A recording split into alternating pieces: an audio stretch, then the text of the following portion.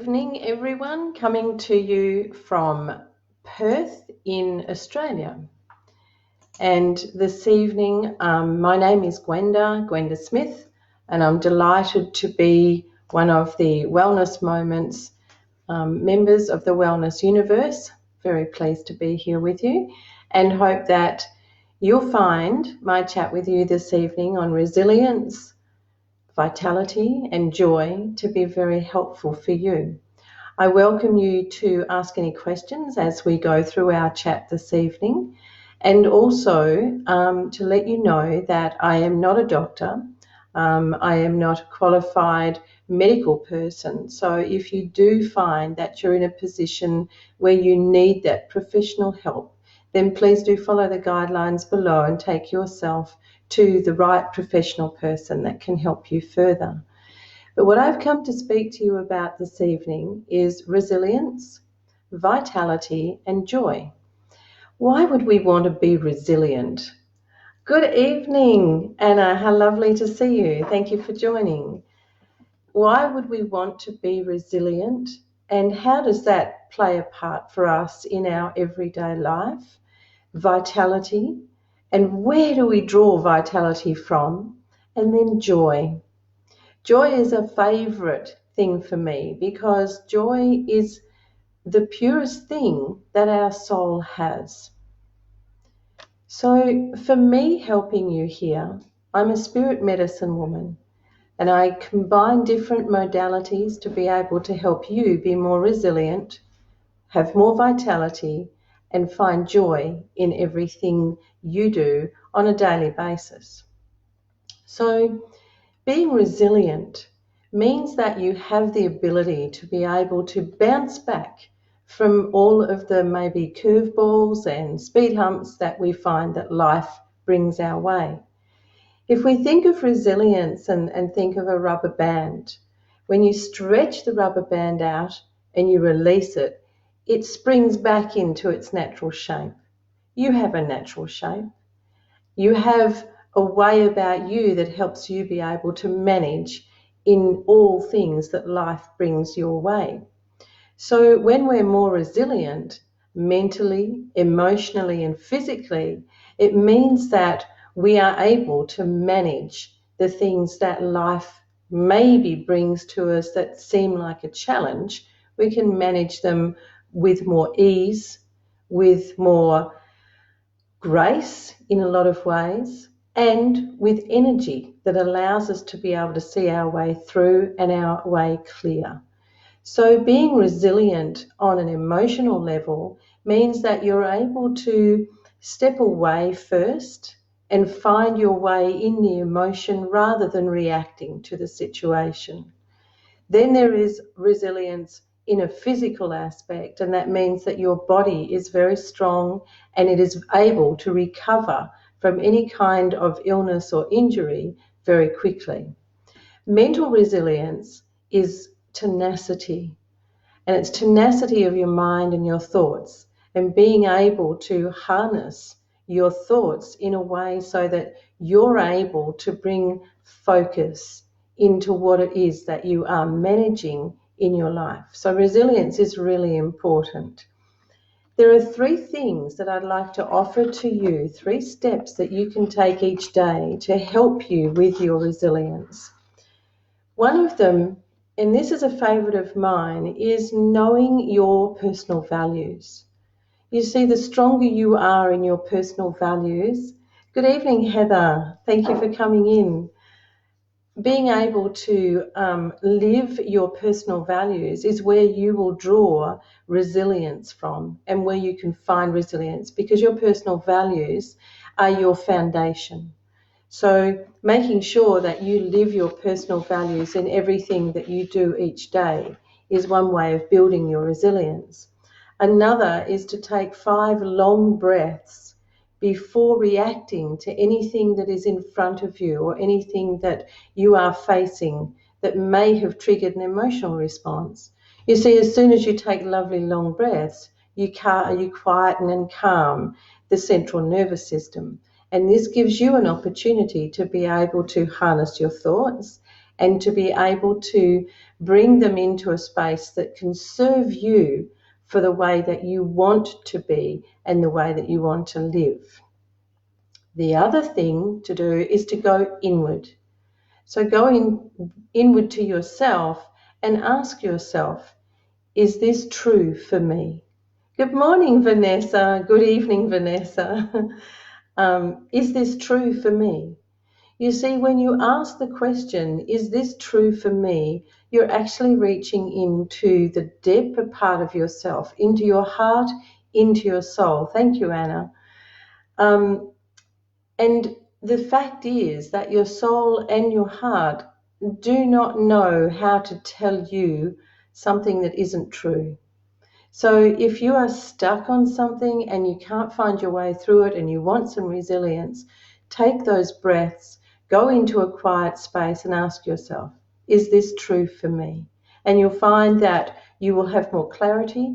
You'll find that you can feel stronger in the way that you cope with what it is that you're facing. Vitality. Vitality is our life source. It's our power. It's our energy for everything that we want to do. And you have limitless vitality. Sometimes it can feel like you just don't have any energy, right?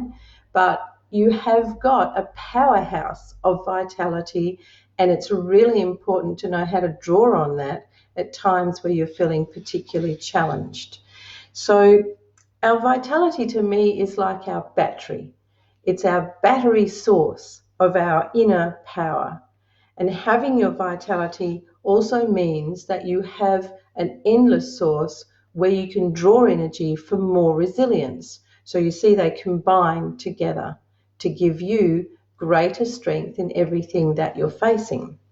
When it comes to vitality and wanting to build your vitality, if you would set up your day every day through intention, so taking just a few minutes before you actually launch yourself into the day with all those must-dos and have to be and where to go, if you would give yourself the time, just a few minutes, to set intention of how you would like the day to be and bring that power of intention in, you will then create a lovely power source of vitality that you can draw from. The other thing is to fuel your body with nutrient-dense food.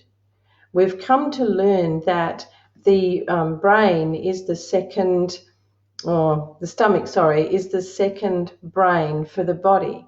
But we must be able to provide good nutrient-dense food for our brain to be able to function optimally, and also your central nervous system. So for you to increase your vitality, it's important that you have got a really strong sense of good nutrient-dense food. And the nutrient-dense food is fresh food. So fresh fruit and vegetables, and plenty of them. And make sure that your water that you drink is filtered. And even adding some Celtic salt to the water will increase your natural elements that the body requires. So building your vitality takes you intention, set intentions, nutrient-dense food, and the other one is movement. Movement increases our blood flow. It increases the oxygen through our blood, which gives us greater capacity for thought, for having clarity of thought. So building your vitality means nourishing through good, fresh food, movement, so that you enhance the blood flow and you enhance the oxygen as it goes through all of your body, and then setting your intention. So being able to increase your vitality that way. You also find when you have higher vitality that you are it's easier for you to make decisions. It's easier for you to be able to see your way through your day, and taking one day at a time, rather than worrying about what didn't happen yesterday or what might happen tomorrow. Stay in the present day and make that intention work for you all day. Joy. Joy is bliss. How would you describe joy? Joy is just bliss, and it is the ultimate expression of the soul. It's the ultimate expression of happiness. Joy is simply divine. It's when everything is really thrilling for you, and you can feel the vibration of happiness go through every part of you. Sometimes it's not so easy to feel that joy, right? So if we're facing a challenge or we're having a really difficult time, we feel like we just can't get to that place of having the joy that we inherently have. It's innate to us. It's a natural part of our being.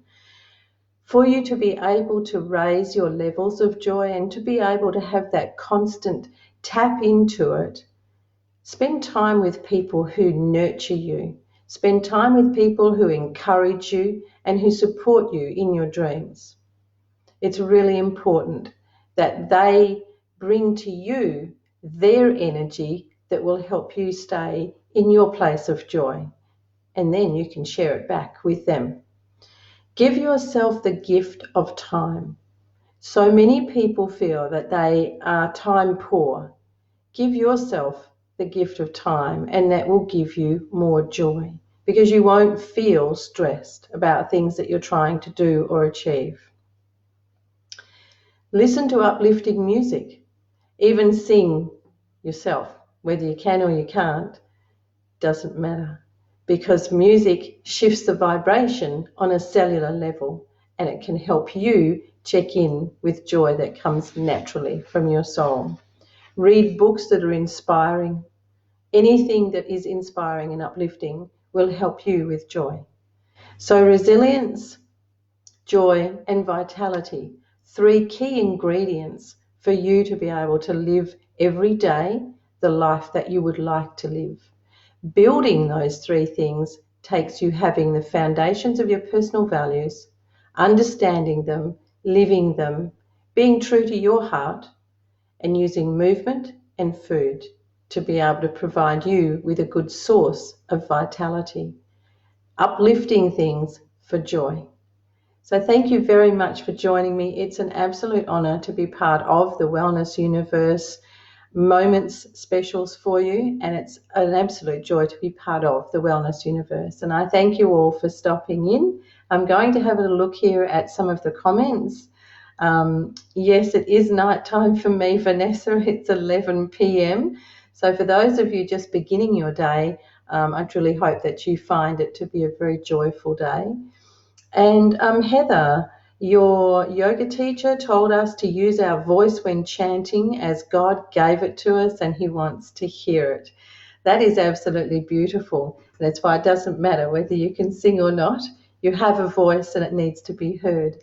And chanting is excellent because it shifts, again, the vibration of every cell of your body. So have a wonderful chanting day, everyone, and I look forward to being back with you another time. In the meantime, God bless, and wonderful day to you and a good night from over this side of the world. Bye for now.